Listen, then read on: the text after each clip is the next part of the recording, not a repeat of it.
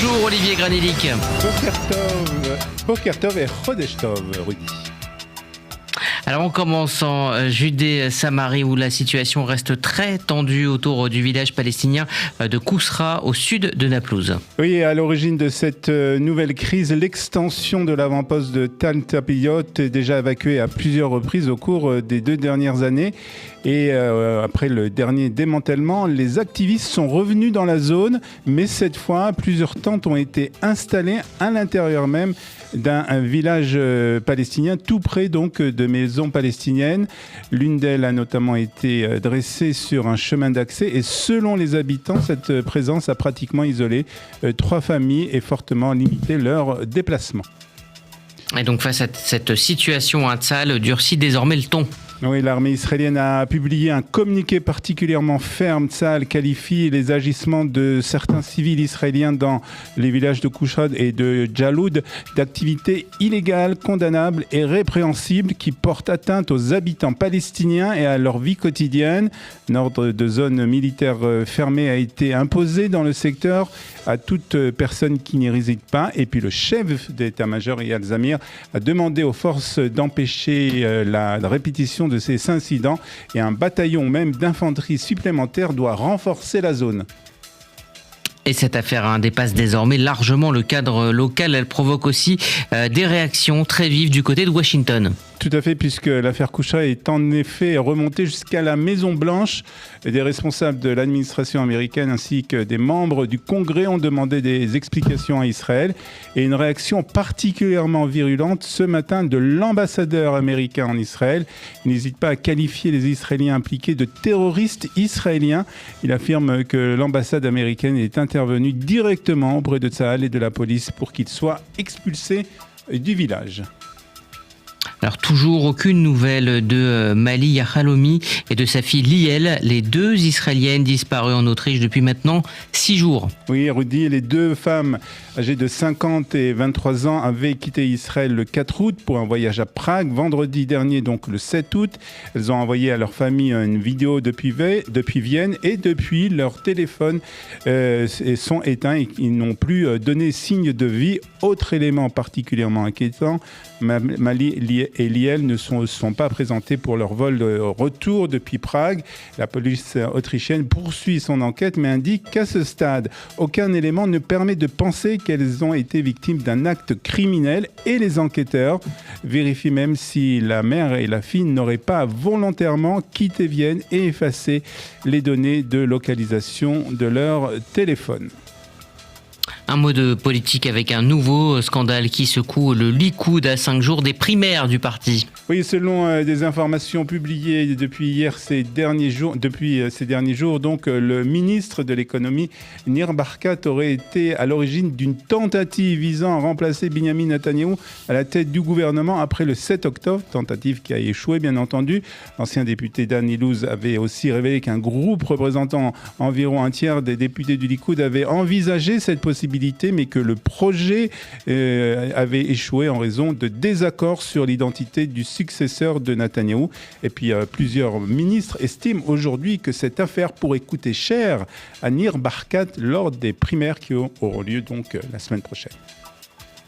Et puis on termine, Olivier, avec l'État d'Israël qui poursuit ses efforts pour retrouver et identifier ces soldats tombés au combat, et ce même plusieurs décennies après leur mort. Tout à fait, puisque Tzahal a annoncé avoir retrouvé 78 ans plus tard la tombe de Shlomo Chaimson, tué en septembre 1948 dans le camp de détention britannique à Chypre alors qu'il tentait de rejoindre Israël. Sa dépouille avait été transférée en Israël en 1970 avec celle d'autres immigrants clandestins, mais sa tombe au cimetière de Haïfa était restée anonyme après 3 ans d'années d'enquête, notamment dans les archives du monde entier. Tzahal a pu identifier précisément sa sépulture. Sa fille, ses petits-enfants et ses arrière-petits-enfants qui vivent au Brésil ont été informés. Une cérémonie militaire doit prochainement avoir lieu à Haïfa et son nom sera enfin inscrit sur sa tombe.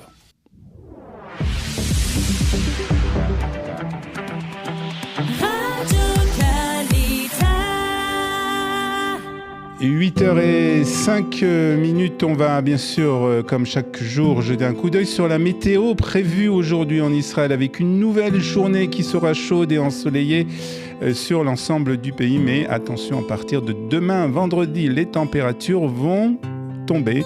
Et il fera donc un peu moins chaud en Israël. 32 degrés aujourd'hui à Jérusalem, 33 à Tel Aviv, 33 aussi à Haïfa, 34 à Beersheva et 41 degrés aujourd'hui à Eilat. Nouveau plan en 15 points pour l'avenir de la bande de Gaza est donc sur la table. Il a été élaboré par le Conseil de paix sous l'impulsion des États-Unis avec l'implication de l'Égypte, du Qatar et de la Turquie notamment. Le Hamas a accepté cette feuille de route. Israël l'a rejetée. Alors pourquoi Israël refuse ce plan ? Quels sont les points qui posent problème et surtout quelles conditions Israël pose-t-il pour accepter un accord sur l'avenir de Gaza ? Ce sont les sujets que nous allons aborder avec notre premier invité ce matin, le colonel de réserve Olivier Rafovitch. Olivier, bonjour, merci d'être avec nous ce matin. Bokertov. Et ancien porte-parole de Tsahal, il faut bien le préciser. Olivier, première question très simple. Qu'est-ce qui, dans ce plan en 15 points, est inacceptable pour Israël ? Ce qui est inacceptable et totalement sans aucun compromis, c'est le fait que tant que le Hamas possède des armes, est armé et surarmé et continue à recruter des terroristes, il est hors de question d'accepter un changement des forces de Tsahal dans la bande de Gaza. Et même si on parle de déposer les armes lourdes et laisser les armes légères, je rappellerai aux auditeurs que le 7 octobre 2023, le Hamas a perpétré le pire des massacres en Israël, non pas avec des armes lourdes, mais avec des armes légères, des kalachnikovs, des fusils d'assaut, des mines, des couteaux, des marteaux. Et donc, armes légères ou armes lourdes, pour nous, c'est absolument inacceptable. Donc, le problème du désarmement est donc le problème principal de ce plan et qui est prévu donc pour la bande de Gaza. Aujourd'hui, où on en est, c'est-à-dire que comment Israël a réagi en disant qu'il refusait totalement ce plan. Qu'est-ce que devrait faire Israël justement dans la bande de Gaza aujourd'hui ? Elle est encore présente, mais elle est encore très limitée au point de vue de la défense de ses soldats et des citoyens. Aujourd'hui, nous contrôlons à peu près 70% de la bande de Gaza le long d'une ligne qui s'appelle la ligne jaune. Il y a eu effectivement, dû à des arrangements, à des pressions diplomatiques de la part des Américains et d'autres pays, une volonté du côté Israël d'essayer d'arriver encore une fois à un début des engagements possibles dans le cadre de cet accord-là. Mais un tel accord, encore une fois, tant que le Hamas reste une force terroriste armée, c'est une menace pour Israël, une menace pour les gens qui habitent autour de la bande de Gaza, une menace pour nos soldats, comme vous l'avez bien dit. Et donc, pour l'instant, nous refusons catégoriquement cet accord. Il y a des discussions toujours en cours, il y a des contacts. Mais le Hamas ne se désarmera pas tout seul, comme d'ailleurs le Hezbollah au Liban. Et personne aujourd'hui, aucune force n'est capable de faire cette mission, de remplir cette mission de désarmer le Hamas. Et donc, encore une fois, aujourd'hui, il n'y a aucun développement vers un accord. Oui, une solution. Et un autre problème que pose ce plan, c'est aussi cette force internationale et puis les pays qui se sont mis d'accord pour ce plan en 15 points, l'Égypte, le Qatar et la Turquie. Comment on peut faire confiance à ces pays pour régler le problème de la bande de Gaza ? Non, il n'y a pas ici de confiance ou pas de confiance. Ici, il y a... je dirais, un acteur principal allié d'Israël sont les USA, qui ont lancé cet accord avec ce qu'on appelle donc le Board of Peace, une sorte de commission internationale avec plusieurs pays qui ont rejoint les USA pour une solution politique, économique et sécuritaire dans la bande de Gaza, mais pas au détriment de la sécurité d'Israël. Et je l'ai dit plusieurs fois, on est quelque part dans un sorte de lutte, entre guillemets évidemment, entre Board of Peace, c'est très bien, mais c'est un peu naïf, et la sécurité existentielle d'Israël. On a payé le prix, 7 octobre 2023, on a vu de quoi étaient capables les terroristes du Hamas à Gaza. Il est hors de question de revenir à une situation dans laquelle, de nouveau, le Hamas poserait un problème sécuritaire pour Israël, pour les habitants autour de la bande de Gaza. Donc, pour l'instant, tout ça, c'est bloqué. Et même si on parle de forces qui pourraient être présentes comme des forces marocaines ou d'autres pays à l'intérieur de la bande de Gaza, elles ne sont pas suffisamment en nombre pour remplir une tâche de protection et de désarmement du Hamas.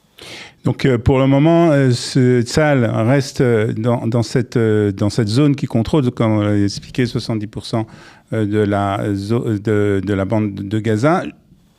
Est-ce qu'on ne risque pas d'aller vers un affrontement avec Washington sur ce point-là ? Et que Washington et la Maison-Blanche fassent des pressions pour justement qu'on accepte ce plan en 15 points ?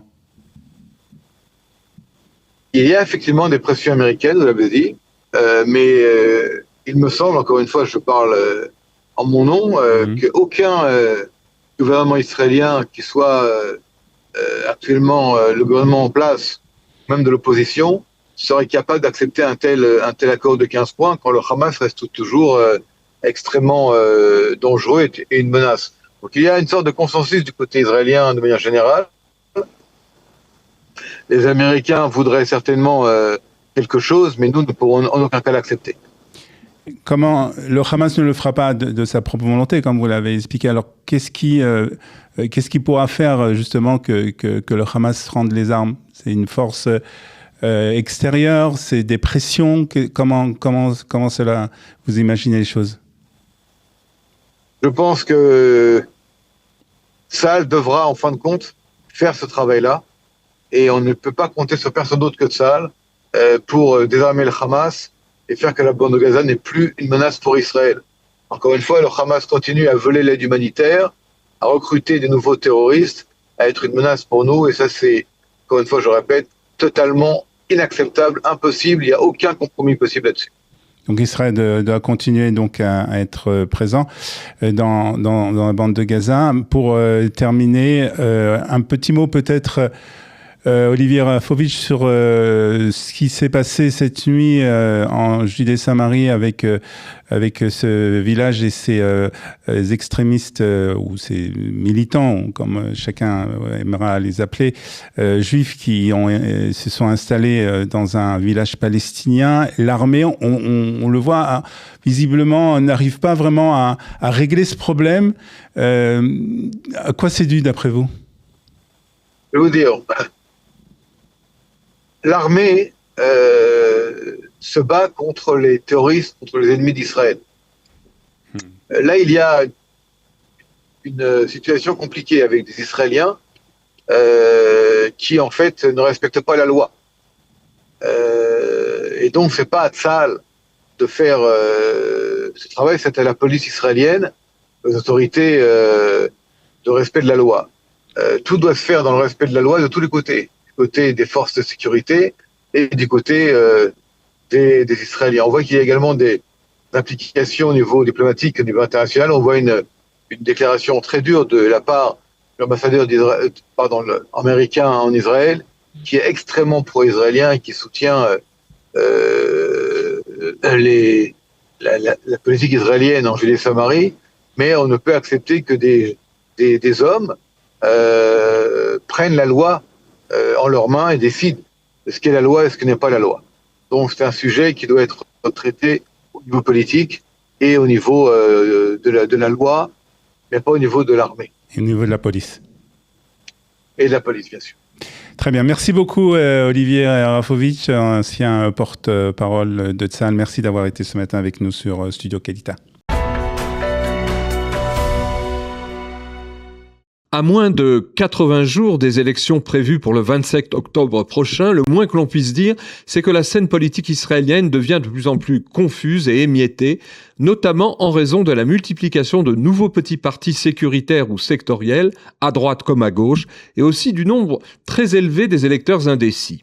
Fait très significatif à cet égard pour ce scrutin national qui sera le premier à avoir lieu depuis l'énorme catastrophe nationale du 7 octobre 2023, du fait de l'incessante recomposition de la scène politique et du pullulement grandissant des petites formations, les instituts de sondage évaluent aujourd'hui entre 15 et 18% le nombre des électeurs encore indécis, notamment parmi les citoyens sionistes religieux, ce qui donne au total un nombre de sièges allant de 15 à 20 pour des mandats de députés, soit près d'un sixième de l'ensemble des parlementaires. Un chiffre très élevé qui rend incertain le résultat de ce prochain scrutin d'octobre, surtout quand on se rappelle que les fragiles coalitions majoritaires de ces dernières années ayant permis la formation d'un gouvernement oscillaient entre 61 et 65 députés seulement sur les 120 que compte la Knesset. Dans ce contexte post-7 octobre, et alors que 3 ans après ce drame ô combien traumatisant, le pays est toujours en état de guerre sur au moins 3 fronts, on ne peut que déplorer le fait que la plupart des leaders politiques de tous bords et de ceux un peu moins connus qui veulent leur emboîter le pas et entrer dans la danse folle des joutes politiques en créant leur propre parti continuent, comme si de rien n'était, à mettre bien plus en avant leur propre ego et leurs ambitions personnelles davantage que l'intérêt supérieur de la nation. Comme si l'immuable système électoral et politique actuel en vigueur depuis 1948, fondé sur un scrutin de liste idéologique et sectoriel à la proportionnelle intégrale, gommant toute responsabilité personnelle des élus vis-à-vis de leurs électeurs, continuait de piper dramatiquement les règles du jeu public et de produire ces profils égotiques, étroits de politiciens, la plupart à courte vue, dont beaucoup, soit dit en passant, continuent à venir de l'armée, resté malheureusement le principal vivier de recrutement des élites politiques du pays. Et ce, à droite comme à gauche et au centre. Dans ces conditions, on ne voit pas trop quelle éclaircie pourrait salutairement se produire avant le 27 octobre sur cet échiquier politique surchargé et parcellisé qui permettrait aux électeurs toujours indécis de pouvoir faire un choix. Un choix serein, car nombreux sont ceux qui, pour plusieurs raisons, ne voudraient pas automatiquement reconduire une nouvelle fois Netanyahou comme Premier ministre, comme ceux aussi qui se méfient beaucoup à juste titre, sans doute de Gadi Eisenkot, de Naftali Bennett et de Yair Golan, sans compter tous ceux qui ne veulent pas gâcher leur bulletin de vote en optant pour l'une des petites nouvelles formations, peut-être proches de leur sensibilité, mais ayant peu de chances de passer le seuil d'éligibilité de 3,25% des votes, soit à peu près 150 000 voix. Dans ces conditions, on peut prévoir qu'au soir du 27 octobre prochain, et aux grandes dames de tous ceux qui pensaient que les leaders politiques d'Israël tireraient au mieux toutes les leçons externes et internes du pire massacre commis contre les Juifs depuis la Shoah, pour initier une unité politique authentique, tant désirée par notre peuple, eh bien, on peut imaginer que les chefs des principaux blocs de la droite et du centre devront s'entendre selon le contour des résultats précis de ce scrutin pour gérer pragmatiquement ensemble le pays dans un nouveau gouvernement dit d'union, lequel regroupera tristement et nécessairement une fois encore ces mêmes leaders. Tout le contraire du véritable renouveau politique appelé du fond de leur cœur, chacun pour ses propres raisons, par tant de citoyens. En fait, même si au sein de notre société profonde, rien ne devrait être plus comme avant le 7 octobre, il faudra sans doute attendre encore plusieurs années pour que les énormes mutations sociologiques, économiques et spirituelles en cours ces dernières décennies dans le pays, qui tout en étant devenu une puissance régionale revient peu à peu à ses racines juives et hébraïques, puissent produire une nouvelle génération de leaders et de partis politiques véritablement nouveaux, à même de relever ensemble et avec moins d'esprit partisan et sectaire les nombreux défis de la nation. Et l'une des premières choses que ces leaders devront faire une fois arrivés au pouvoir, ce sera de changer enfin le système électoral désuet de l'État d'Israël et ses règles du jeu et de représentation publique devenues complètement obsolètes et désadaptées.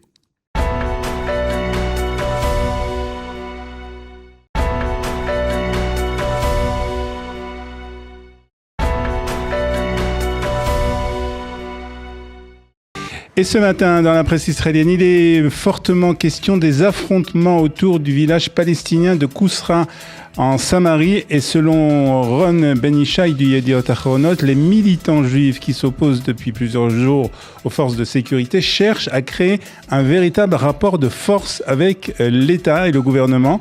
L'objectif, écrit-il, serait de laisser un traumatisme suffisamment fort dans l'armée et la police pour dissuader un prochain gouvernement de démanteler les implantations illégales. Pour Ron Ben-Ishai, il compare cette stratégie aux violents affrontements lors de l'évacuation d'Amona, c'était en 2017. Et il pose surtout une question: pourquoi l'armée et la police ont-elles attendu plusieurs jours avant d'intervenir? Accouchera, selon lui, cette hésitation a donné aux émeutiers le sentiment que le pouvoir fermait les yeux. Et le Israël Hayom titre ce matin sur le culot du Hamas. En effet, selon le journal, le Hamas demande désormais au Conseil de paix de financer les salaires de ses fonctionnaires et de régler plusieurs centaines de millions de dollars de dettes envers des fournisseurs civils à Gaza. Le mouvement affirme de ne plus avoir suffisamment d'argent, mais le Conseil de paix refuse pour l'instant de payer, exige un audit complet de ses finances. Car dans le même temps, écrit Israël Hayom, le Hamas continuerait à prélever entre 15 et 30% de taxes sur les marchandises qui entrent dans la bande de Gaza. Une grande partie de ces revenus servirait encore à financer ses activités militaires et le recrutement de nouveaux combattants.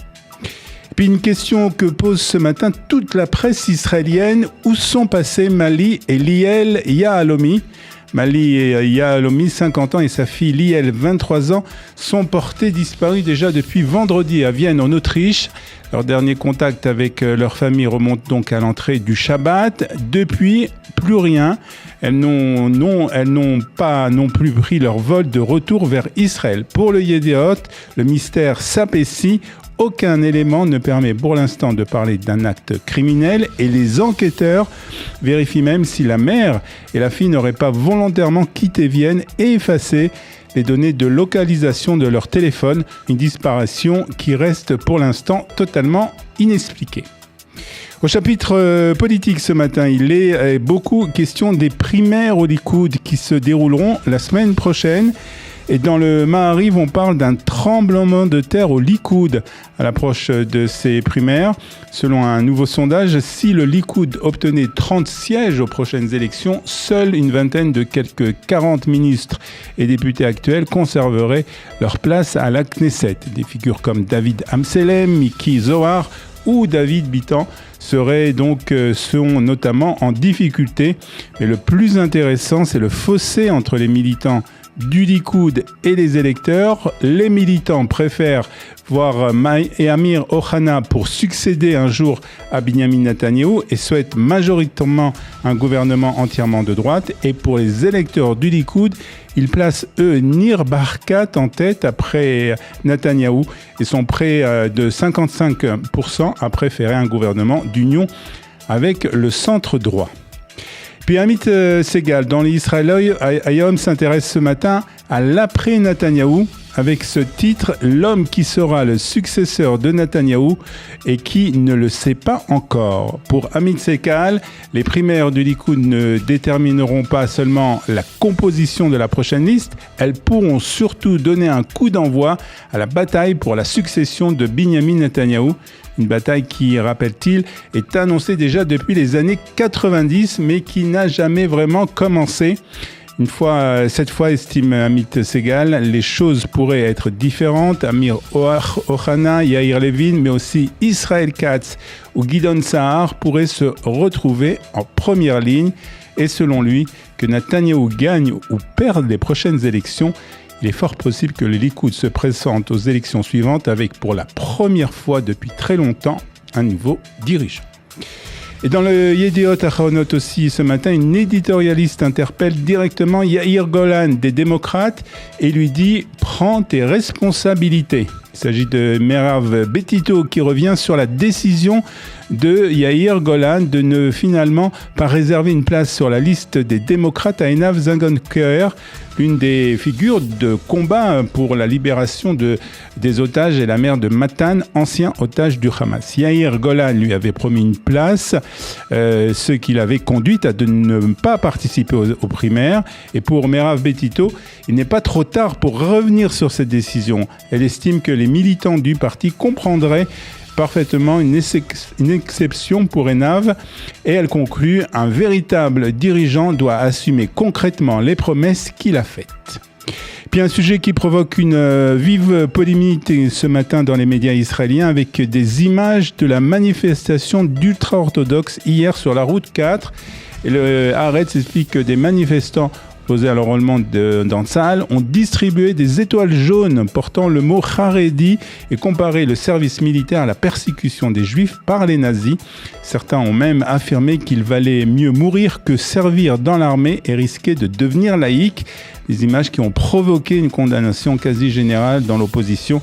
Avigdor Lieberman parle d'une honte et d'une profanation de la mémoire de la Shoah. Puis une fois n'est pas coutume, on termine avec la météo et un changement assez inattendu pour le mois d'août, tellement inattendu que la presse israélienne en parle ce matin. Après plusieurs jours de forte chaleur, les températures vont commencer à baisser dès vendredi avec une nette diminution des fortes chaleurs, mais surtout de la pluie attendue samedi, principalement dans le nord et dans l'est du pays, du Golan jusqu'à la Harava, et fête assez exceptionnelle en plein mois d'août. Il existe même un risque de crue soudaine dans la vallée du Jourdain, le désert de Judée et dans le sud de la mer Morte. Et comme chaque jeudi, on va parler de la Parashat Shavua, cette semaine Parashat Shoftim, avec des sujets, un sujet qui est très important, c'est le système politique et le système judiciaire à l'époque de Moshe. Et comme chaque semaine, on va faire un rapport avec l'actualité. Bonjour David Saada, merci beaucoup d'être avec nous comme chaque semaine. Bonjour Bokato, Olivier. Alors comme j'ai dit, on parle beaucoup du système politique, du système judiciaire, et puis en Israël, on est en pleine campagne électorale qui a commencé puisque les élections ont lieu au mois d'octobre, fin octobre, et puis on a depuis déjà plusieurs années, on parle beaucoup pour certains de la réforme judiciaire, pour d'autres de la révolution judiciaire, et c'est des sujets qu'on retrouve justement dans notre paracha. Oui, c'est une paracha Shoftim, donc, qui est appelée selon le nom des juges, qui sont une des instances de la structure politique. Et donc, effectivement, cette paracha est consacrée à décrire les différentes instances qui vont permettre de gouverner la société hébraïque qui va s'installer en Canaan, puisque les discours de Moshe mettent en garde et donnent des conseils, des instructions pour la mise en place de cette société. Alors, évidemment, c'est très difficile de faire des comparaisons avec la situation actuelle de l'État d'Israël, mais c'est ça le but, au fond, de notre réflexion hebdomadaire. Ça apporte des éclairages intéressants sur la situation telle qu'elle est. Alors, d'abord, il y a un point extrêmement important qui est, au fond, la clé de la compréhension de cette société hébraïque que décrit Moshe, et tout le reste découle de ce point important. Le point important, c'est celui de la finalité de la société. La finalité de la société hébraïque, c'est de construire une société susceptible de recevoir la présence divine. C'est ça le point le plus important. Donc c'est un objectif finalement spirituel. La présence divine, c'est-à-dire ce qu'on appelle la Shekhinah, hébreu, c'est la construction du temple, tout est organisé en fonction de ça. Alors, vous allez me dire, et la notion de souveraineté, notion qui est largement débattue en ce moment dans l'État d'Israël. Oui, la souveraineté, c'est extrêmement important. Il faut un État, il faut une force politique, il faut une armée, il faut une agriculture, il faut une économie. Et donc, il faut une souveraineté qui permette de protéger, de nourrir les habitants, mais ça n'est qu'un moyen. La finalité n'est pas la souveraineté, la finalité n'est pas la puissance. C'est ça qui fait la différence, en fait, avec les autres nations. Les autres nations recherchent la puissance et cherchent à conquérir, à s'étendre, à créer des empires. La société hébraïque construit une société qui peut se défendre, qui doit se défendre, avec une finalité spirituelle. Voilà. Donc ça, c'est le premier point. Tout découle de là. Et la preuve de ce que j'avance, si on peut dire, c'est que Moshe décrit donc dans cette paracha les 4 instances fondamentales de cette société hébraïque. Ces 4 instances sont le Melech, le roi, le Shofet, le juge, le Kohen, donc le Kohen, le prêtre, ouais. Et le Navi, le prophète. Prophète qui est partie prenante, on l'oublie souvent, du fonctionnement politique. Il est souvent aux côtés du roi. Il critique, je dirais, le roi, comme on l'a vu avec le roi David, qui a été critiqué. En fait, le prophète, en fait, c'est la relation entre le peuple et Dieu. Oui, entre le peuple. C'est la connexion entre Dieu et le peuple. Le prophète, c'est la connexion entre Dieu et le peuple. Et donc, son rôle c'est un électron libre, en quelque sorte. Mais qui joue un rôle sur le plan politique. Le prophète Nathan, c'est pas à la David Améler, joue un rôle. Alors, ces 4 instances-là, c'est pas un hasard. Melech, Shofet, Kohen, Navi. Si vous prenez les initiales de chacun de ces mots en hébreu, ça fait Mishkan. Mishkan, ça veut dire c'est la résidence divine. C'est le lieu d'accueil de la présence divine, donc de la Shrina. Ça illustre bien ce que je disais sur le plan de la finalité de cette société hébraïque. Voilà. Et donc, à partir de là, on comprend tout le reste, si je puis dire. Le fait, donc, la souveraineté est très importante, mais ça n'est qu'un moyen. Et donc, ça peut éclairer d'ailleurs aussi nos réflexions contemporaines. On sait que la souveraineté de l'État d'Israël est quelque chose d'extrêmement important, mais ça doit être placé dans une réflexion certainement plus large. Et puis, il y a un certain nombre de prescriptions qui peuvent se comprendre très facilement à partir de cette donnée première. On sait que le roi, qui est décrit dans la paracha, ne doit pas rechercher la puissance pour elle-même. On comprend pourquoi. Il ne doit pas rechercher la puissance pour elle-même. Ça ne veut pas dire qu'il ne faut pas qu'il dirige un État fort. Oui, il doit diriger un État fort, mais pas la puissance pour elle-même. Deuxièmement, le roi, et donc qui gouverne en général, il a des pouvoirs limités. Il a des pouvoirs limités qui sont limités par les autres pouvoirs, par les juges, le Sanhédrin, par les Kohanim, et par le Navi, comme on l'a dit il y a quelques instants. Donc ça veut dire cette séparation des pouvoirs et la limitation des pouvoirs qui est la clé de la démocratie moderne se trouve dans la Torah, la limitation des pouvoirs du roi. Le roi ne peut pas avoir des pouvoirs totalitaires sur la société. Et je dirais, et j'ajouterai encore, c'est quelque chose finalement extrêmement important. Le roi doit savoir que au-dessus du pouvoir, donc au-dessus de la politique, il y a les prescriptions de la volonté divine, c'est-à-dire l'éthique qui ressort de la Torah, qui est au-dessus de lui. Et donc, il doit attacher, je dirais, la Torah à lui de manière permanente, de manière à ne jamais oublier qu'il y a quelque chose de transcendant au-dessus de son pouvoir.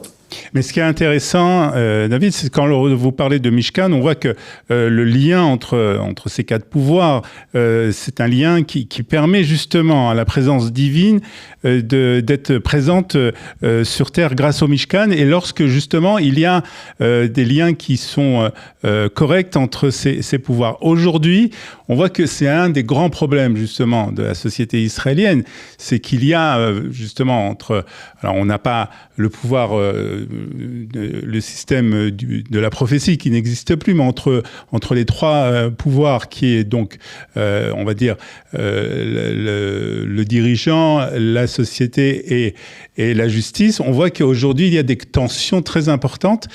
Et justement, c'est peut-être ça que vient nous apprendre aujourd'hui cette paracha, c'est que il faut arriver à un compromis justement entre ces trois pouvoirs pour que justement on puisse avoir la présence divine de nouveau. Oui, parfaitement. Effectivement, on peut constater aujourd'hui, comme vous venez de le dire, qu'il y a une tension entre le politique, la gouvernance, le pouvoir judiciaire, Shoftim, et d'une certaine manière, le pouvoir religieux, si je puis dire, qui était représenté par les Kohanim dans la société hébraïque, mais on peut faire le rapprochement avec aujourd'hui tout le secteur, je dirais, rabbinique, Haredi. Et donc il y a des tensions. Et bon, la prophétie n'existe plus pour l'instant. Tout ça, je me dis qu'elle reviendra. Mais il est vrai que le bon fonctionnement de ces sociétés qui doit accueillir la présence divine dépend de l'unité, l'union, l'harmonie entre ces trois pouvoirs, en tout cas pour l'instant, le pouvoir politique, le pouvoir judiciaire et, d'une certaine manière, le pouvoir religieux. Voilà, c'est un des enseignements qui ressort directement de la Torah à travers cette paracha. Et on voit aussi, on parle beaucoup donc dans cette paracha de justice et puis aussi de corruption. Donc c'est des choses qui ne sont pas nouvelles en fait, quelque part, non plus. Oui, ça fait partie, je dirais, des prescriptions relatives aux juges, c'est-à-dire l'intégrité du juge doit être quelque chose d'absolu. Il n'y a pas de laisser la place au moindre doute sur l'intégrité du juge, ça ne peut marcher que comme ça. Donc le shofet est un des piliers essentiels de cette gouvernance-là, et donc il doit avoir que la question de la justice en tête, c'est tzedek tirdov, qui poursuivra la justice, et n'être influencé par rien d'autre, par ni le politique, ni la puissance économique. Le juge est un élément absolument essentiel et fondamental de cette société, mais il faut que ce soit un juge dont la structure mentale, psychique, si je puis dire, ne doit être influencée par aucune idéologie. Très bien. Et donc, encore une fois, on voit que le rapport entre l'actualité et ce que nous vivons aujourd'hui et ce qui est écrit dans la Torah, c'est un rapport très étroit et qu'on peut apprendre beaucoup de choses justement pour essayer justement de corriger ce qui ne va pas dans notre société. En tout cas, merci beaucoup d'avoir été, comme chaque semaine avec nous, David Saada. Merci à vous. À bientôt. Shabbat shalom. Et Shabbat shalom.